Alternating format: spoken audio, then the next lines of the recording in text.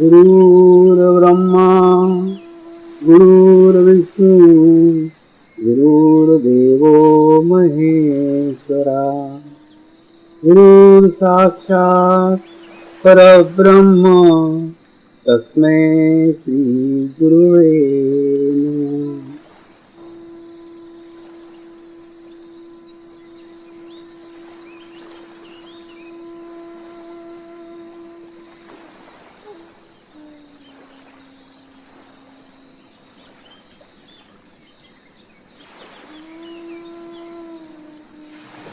मेरे साथ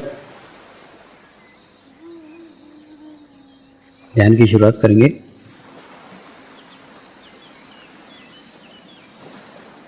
मैं एक पवित्र आत्मा हूँ। मैं एक शुद्ध आत्मा हूँ।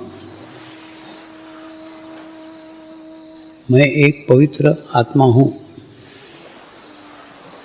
मैं एक शुद्ध आत्मा हूँ। मैं एक पवित्र आत्मा हूँ। मैं एक शुद्ध आत्मा हूँ। गुरु मंत्र का उच्चारण करेंगे। ओम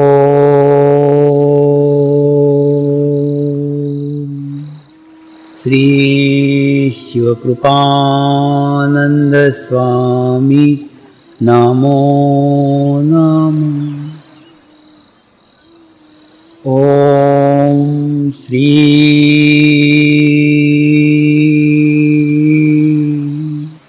शिवकृपानंद स्वामी नमो नमः।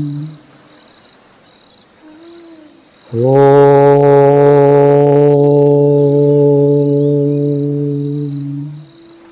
श्री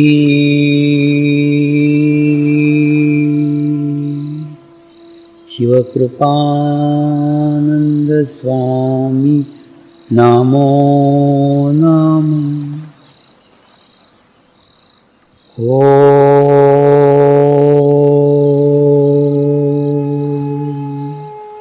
श्री शिवकृपानंद स्वामी नमो नमः।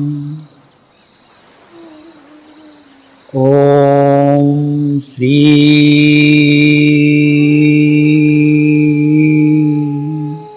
शिवकृपानंद स्वामी नमो नमः। ओम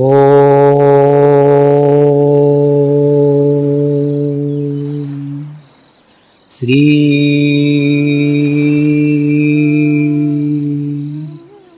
शिवकृपानंद स्वामी नमो नमः।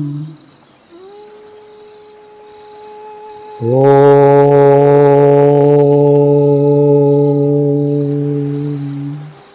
श्री शिवकृपानंद स्वामी नमो नमः।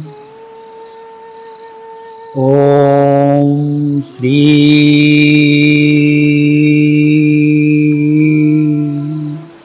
शिवकृपानंद स्वामी नमो नमः। ओम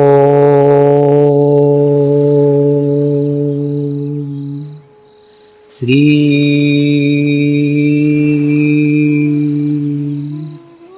शिवकृपानंद स्वामी नमो नमः।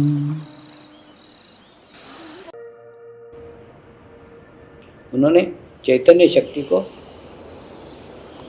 नाभि चक्र पे स्थापित किया। ये जो स्थापना रहती है, ये समय के अनुसार, परिस्थिति के अनुसार बदलते रहती है। तो उस समय की स्थिति, उस समय की परिस्थिति ऐसी होगी कि समाधान की, सेटिस्फेक्शन की अत्यंत आवश्यकता होगी, सामूहिकता अतृप्त होगी। इसीलिए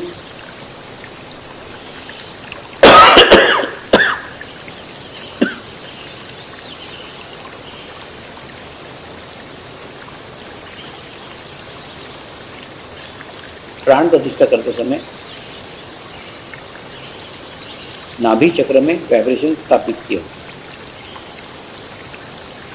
तो उस मंदिर में जहाँ हम सब ध्यान कर रहे थे,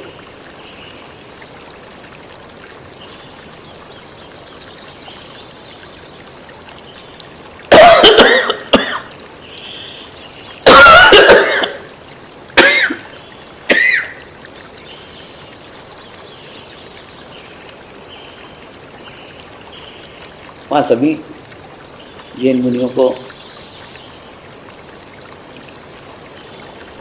सभी साधुओं को ये बात मैंने बताई कि आदिनाथ भगवान के नाभि चक्र में चैतन्य महसूस हो रहा है। तो आप जब हम चलेंगे तो आप अपना चित्त अपने नाभि पे केंद्रित कीजिए। तो नाभि पे केंद्रित करेंगे तो क्या होगा, जो चैतन्य उनके नाभि में स्थापित है वो चैतन्य आपको आपके नाभि में भी महसूस होगा। हम धीरे धीरे धीरे धीरे पगतियाँ चढ़ते हुए मंदिर में पहुँचे। मंदिर में खूब भीड़ थी, इसलिए पास में जाके दर्शन किए, लेकिन बाद में हम थोड़े दूर जाकर के सब लोग बैठ गए। सबको मैंने कहा अब अपन यहाँ ध्यान करेंगे, अब आपका चित्त अपने नाभि पे स्थिर रखिए। तो नाभि पे जैसे स्थिर रखा, करीब करीब सभी को अपने नाभि के ऊपर स्पंदन महसूस हो। स्पंदन यानी जैसे अपन देखते हैं ना, छोटा सा बच्चा रहता है, उसका तालू ऐसा लप लप लप लप लप चलता रहता है, स्पंदन उसका यहाँ चलता रहता है। वैसे ही स्पंदन सबको अपने नाभि पे महसूस हुआ। तो कई साधुओं ने, कई मुनियों ने मुझे कहा, कभी हम इतने साल से यहाँ पे आ रहे हैं, ये अनुभूति उनको कभी भी नहीं हुई। उनको कहा कि वास्तव में क्या है, चैतन्य का खजाना कहाँ रखा हुआ है, चैतन्य का खजाना कहाँ स्थित है, जब तक उसका ज्ञान नहीं हो, जब तक उसका नॉलेज नहीं हो, तो दर्शन करना कोई मायना नहीं रखता है।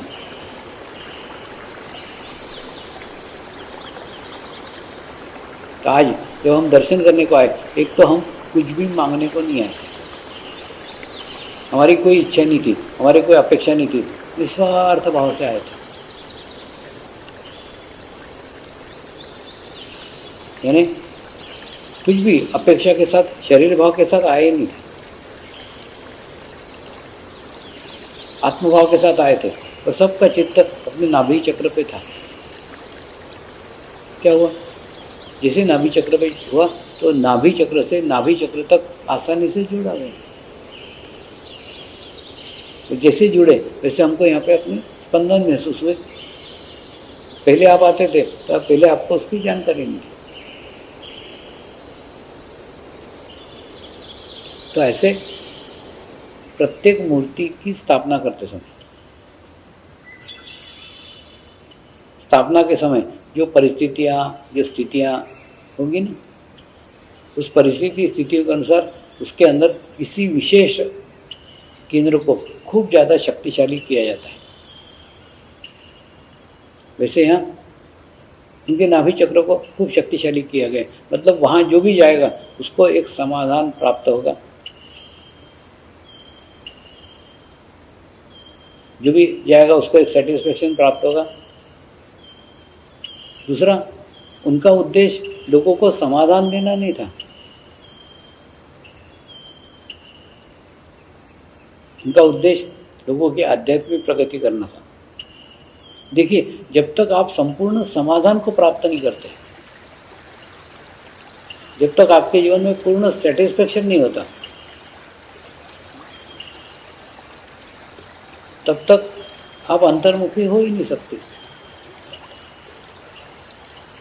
वैसे देखा जाए तो एक सबसे बड़ा समाधान एक ही है जिसकी खोज मनुष्य जीवन भर करते रहते। तो समाधान है परमात्मा का आनंद, परमात्मा का सानिध्य, परमात्मा का सुख। लेकिन ये तब तक नहीं मिल सकता जब तक आप अंतर्मुखी नहीं हैं। और आप अंतर्मुखी तब तक नहीं हो सकते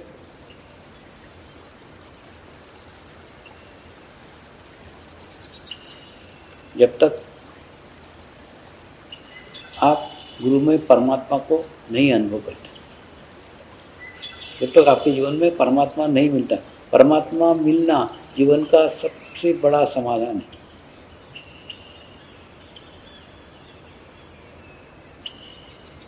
जब मनुष्य को वो प्राप्त हो जाता है ना, फिर सारी भटकन खत्म हो जाती है, सारा ढूंढना भटकना सब बंद हो जाता है।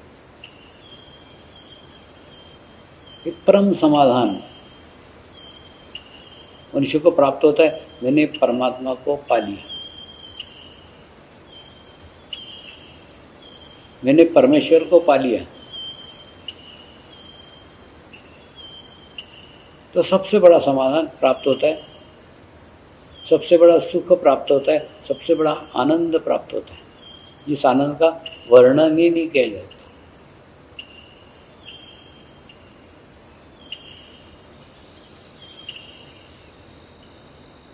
जिस सुख का कल्पना भी नहीं की सकती, ऐसा सुखों की अनुभूति होती है। तो ऐसी अनुभूति सभी दर्शन करने वाले लोगों को मिले। सब लोग अंतर्मुखी हो,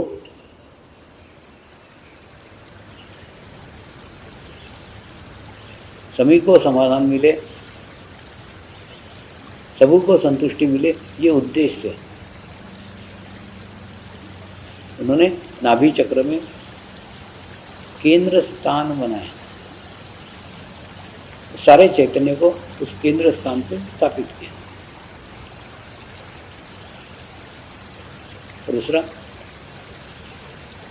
प्रश्न आता है, ऐसे स्थानों की ऊर्जा कैसे बनाए रखी जाए? उन स्थानों से 20 फीट अंतर रखा जाए। जो मूर्ति है कि नहीं, मूर्ति के बिल्कुल पास में, बिल्कुल न जाए, 20 फीट अंतर रखा जाए। देखिए मूर्ति का भी हो रहा है ना, मूर्ति के वाइब्रेशन से उसको खुलने के लिए मौके की जगह तो दो। जगह देंगे तो उसका पूरा विकसित होगा, जगह नहीं देंगे तो क्या होगा? इसलिए आप देखो ना, दक्षिण भारत के कितने प्राचीन मंदिर है। प्राचीन मंदिरों में आपको दर्शन खूब दूर से होते हैं, खूब 20 फीट 25 फीट दूर से दर्शन होते हैं। मूर्ति के पास में किसी को भी आने नहीं देते। उद्देश्य क्या है? तो उद्देश्य आप तो एक आपकी नकारात्मक ऊर्जा उस मूर्ति में न डाल सके। दूसरा, मूर्ति का वाइब्रेशन सदैव वृद्धिगत होता रहे, सदैव बढ़ता रहे। तो आवश्यकता है ऐसे पवित्र स्थानों पे,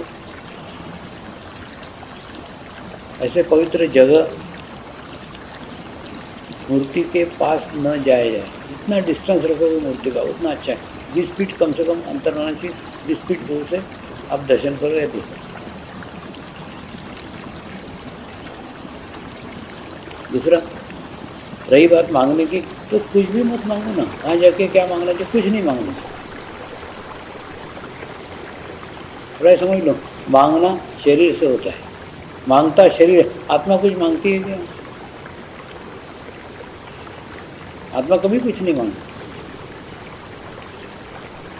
आत्मा साक्षात परमात्मा है, तो कभी कुछ नहीं मांगता। वो क्या मांगेगा और तुम क्या दोगे उसको?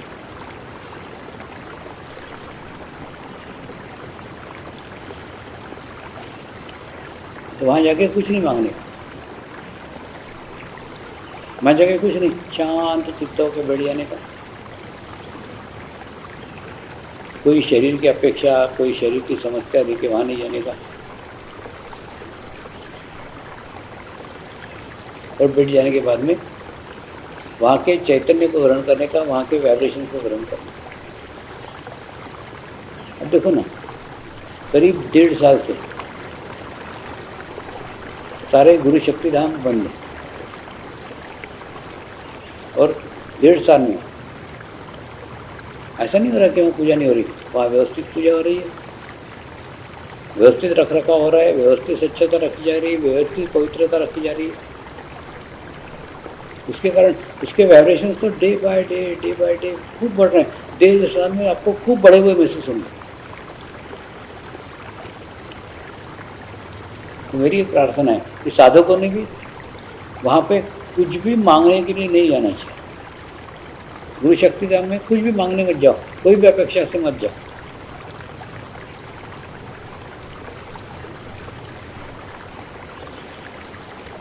जो कुछ मांग गए, जो भी अपेक्षा है, वो सब आश्रम के गेट के बाहर छोड़ दो और एक आत्मा बन करके गुरु शक्ति धाम में जाओ। कुछ नहीं, वहाँ जाकर शांत चित्त होकर बैठ जाओ और शांत चित्त बैठ करके वहाँ के एनर्जी को, वहाँ के ऊर्जा को ग्रहण करो, खूब पेट भर ग्रहण करो।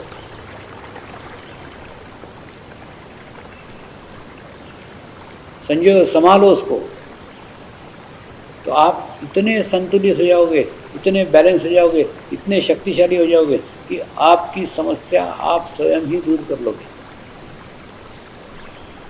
एक नहीं, सारी समस्याएं हल हो जाएगी, सारे प्रॉब्लम हल हो जाएंगे। करके तो देखो।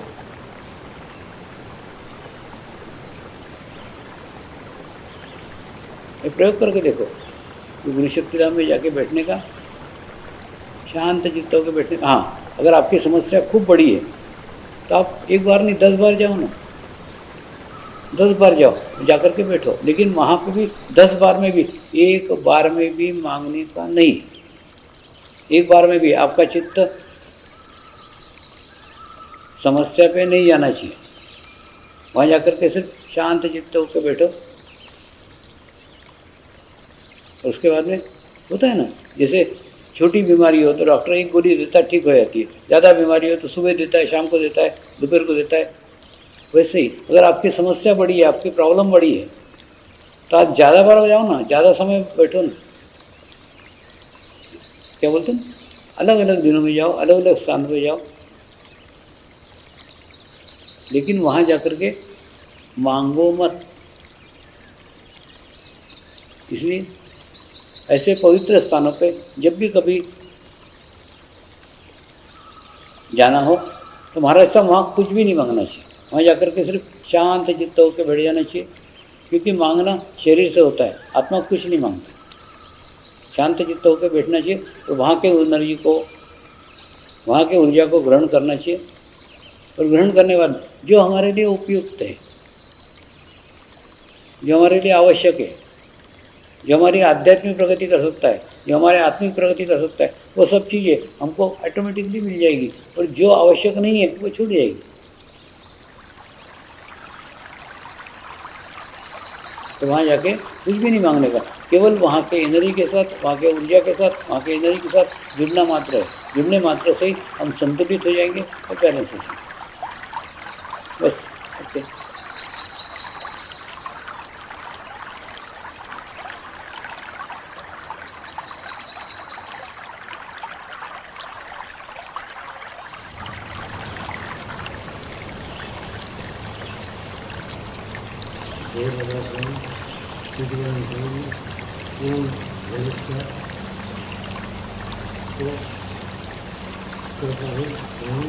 स्वीकार करो। मुझे जो प्रश्न पूछा गया कि अगर मुझे इसी मंत्र में जो होता है तो उसकी ऊर्जा एक जैसे होती है, अलग अलग होती है। तो मुझे माता ने मुझे बोल रहा है कि अलग अलग होती है, तो मैंने उसका जवाब तो वो अलग अलग होती है। जैसे भक्त जन अलग अलग होते हैं, कोई ऐसा बोलते हैं, कोई ऐसा मानते हैं, कोई ऐसा मानते हैं, अलग अलग मानता है, एक ऐसा नहीं मानता। तो ऊर्जा अलग अलग होती है। तो मैंने तो बोल दिया ऊर्जा अलग अलग होती है। मैं आपको ऐसा कहता हूँ कि ये ऊर्जा अलग अलग होती है। आप जो कहो तो थोड़ा बहुत मुझे जानना मिलेगा कि ऊर्जा अलग अलग होती है। मैंने तो बोल दिया कि अलग अलग होती है, तो आपको मैं पूछता हूँ कि ऊर्जा अलग अलग होती है तो कैसे होती है, क्या होता है। और चैतन मंदिर जो हो तो सब मंदिर होता है, शिवलिंग चैतन होता है, सब जगह पर होता है। तो मुझे कहो तो आप मुझे अच्छा लगेगा।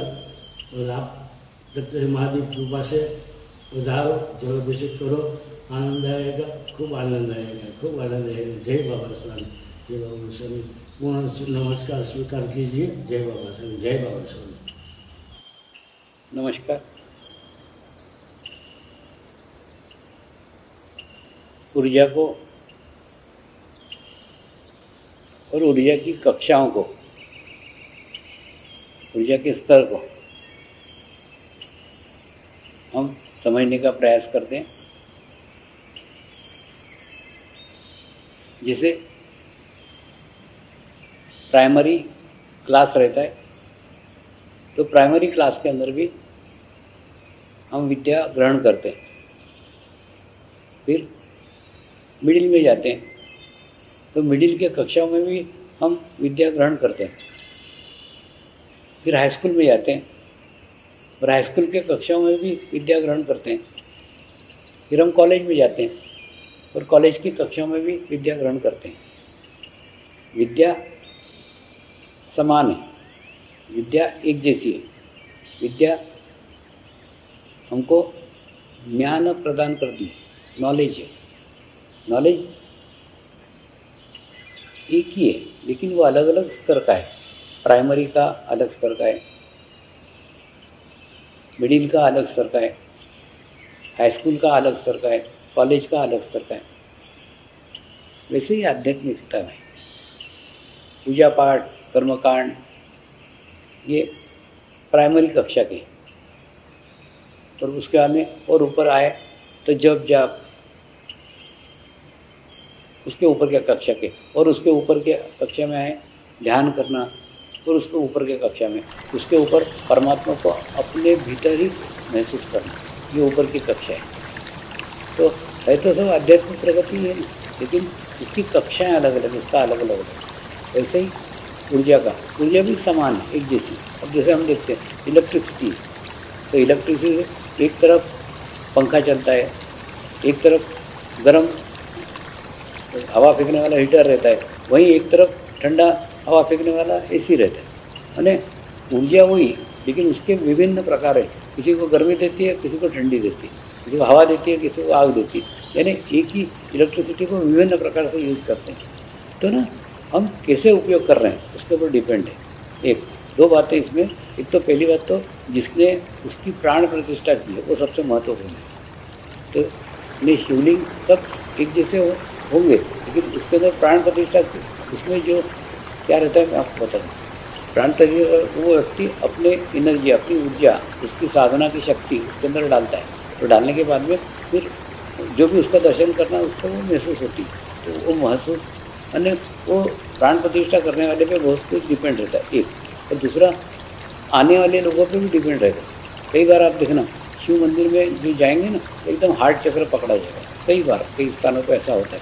तो क्या कारण है हार्ट चक्र पकड़ा जाएगा? मैंने एक्चुअली शिव का स्थान हृदय में, और हृदय में मैंने क्या बोलते हैं, कभी मेरा बुरा हो ही नहीं सकता, ऐसे सोच वाले लोग ही वो शिव का एनर्जी ग्रहण कर सकते हैं। और वहाँ जाकर के भी मेरा बुरा हो सकता है, मेरा कुछ खराब होगा, डर है, और हार्ट चक्र पर पकड़ा जाएगा। तो कहना अर्थ कि जिस प्रकार के लोग वहाँ पे आते हैं उस प्रकार की एनर्जी वहाँ निर्माण होती है। तो एनर्जी तो डालने के वाले ऊपर डिपेंड है, वो कैसे स्तर के ऊपर एनर्जी को डालता है, उसके स्तर के रहते हैं। लेकिन बाद में लेने वालों पर भी डिपेंड रहते हैं। तो सर कई लोग अपने जीवन काल में, अभी जैसे एक घटना, मैं तो कभी काशी गया नहीं, लेकिन एक बार अभी टीवी पे ही देखा था, वो मोदी जी विश्वनाथ मंदिर गए थे और वो उसका अभिषेक कर रहे थे। तो वो विश्वनाथ मंदिर के लिंग की तरफ मेरा जैसे ही चित्त गया, वैसा महसूस हुआ किसी ने अपने पूर्ण क्या बोलते हैं सारी ऊर्जा स्थापित करके प्राण त्याग दियो, ऐसे व्यक्ति ने उसका स्थापना किया। तो पूरे खूब एनर्जी, खूब वाइब्रेशन उसके अंदर महसूस हुई। तो कई बार ना मैंने संपूर्ण एनर्जी लिंग के अंदर डाली रहती। तो सब लिंग का आकार प्रकार एक जैसा भले ही हो सकता है या विभिन्न नहीं हो सकता, लेकिन एनर्जी लेवल सबका अलग अलग रहता है। एनर्जी का स्तर रहता है जो उसको प्राण प्रतिष्ठा करता है ना, तो प्राण प्रतिष्ठा करने वाला प्राइमरी का है, मिडिल का है, हाई स्कूल का है, कॉलेज का है, उसके ऊपर वो उसके अंदर की ऊर्जा स्थापित होती है। और वो ऊर्जा स्थापित होने पर अगर कॉलेज के लेवल पर जाकर के उसमें डाली होगी तो क्या होगा, जैसे हम उस मंदिर में जाएंगे दर्शन करेंगे ना, तो थोड़े लिए उसके अंतर्मुखी शक्तियों के कारण हम अंतर्मुखी हो जाएंगे, हमको अच्छा लगेगा। हमको अच्छा लगेगा मतलब क्या, अच्छा लगेगा मतलब जबकि वहाँ पे अपने को 1 मिनट भी खड़े रहने नहीं दिया, बेचारे ने हका लिया, खसको करके भगा दिया, लेकिन उसके बावजूद भी हमको अच्छा लगा। अच्छा इसलिए लगा क्योंकि वहाँ जाकर के हम अंतर्मुखी हो। लेकिन ना वो एक मिरर है, मैंने वो मंदिर में जाके अच्छा नहीं लगा, वो मूर्ति के कारण अच्छा नहीं लगा। अच्छा लगा कि वो जिन्होंने स्थापित की ना, उसकी ऊर्जा शक्ति के कारण हम अंतर्मुखी हुए। अंतर्मुखी शक्तियाँ उस शिवलिंग में स्थापित की थी, इसलिए वो शिवलिंग का दर्शन करके हम अंतर्मुखी हुए। अंतर्मुखी होने में अंदर के शिव को महसूस किया तो अच्छा लगा। लेकिन वो हम डिपेंड रहे ना थोड़ी देर के लिए, लेकिन वही अगर अंदर तुम महसूस करना चालू कर दो तो फिर तुमको मूर्ति के या माध्यम के किसी की आवश्यकता नहीं मिलेगी। तो शिवलिंग प्रतीक है उनको अंतर्मुखी करने के लिए, अंदर के शिव तक जाने के लिए बाहर के शिव की उनको सहारा लेना पड़ता है। तो वो उसका भी लाभ तब मिलता है जब हम वहाँ पे कोई अपेक्षा लेकर के मत जाए, स्थान लेकर के मत जाए। तो इसलिए प्रत्येक मंदिर के प्रत्येक इसके ऊर्जा स्थान अलग अलग रहते हैं। और आपके यहाँ का तो क्या। हे परमात्मा, हम सभी पवित्र आत्माएं आपको हृदय से प्रार्थना करते हैं कि सारे विश्व में शांति हो, सारे विश्व के आत्माओं की आध्यात्मिक उन्नति हो एवं सर्वांगीण उन्नति हो। यही हम सब आत्माओं की शुद्ध इच्छा है। नमस्कार करेंगे। हे परमात्मा, हमारे सद्गुरु श्री शिव कृपानंद स्वामी जी का स्वास्थ्य सदैव अच्छा बना रहे एवं उनकी आयु दीर्घ हो, यही हम सब पवित्र आत्माओं की शुद्ध प्रार्थना है, शुद्ध प्रार्थना है, शुद्ध प्रार्थना है। शांति पाठ करेंगे। ओम द्यो शांति अंतरिक्ष ग्वम शांति पृथ्वी शांति रापः शांति औषधयः शांति वनस्पतयः शांति विश्वे देवः शांति ब्रह्म शांति सर्वगं शांति शांतिरेव शांति श्यामा शांतिरेधि। ओम शांति शांति शांति सर्वरिष्टतु शांतिर्भवतु। जय बाबा स्वामी। नमस्कार।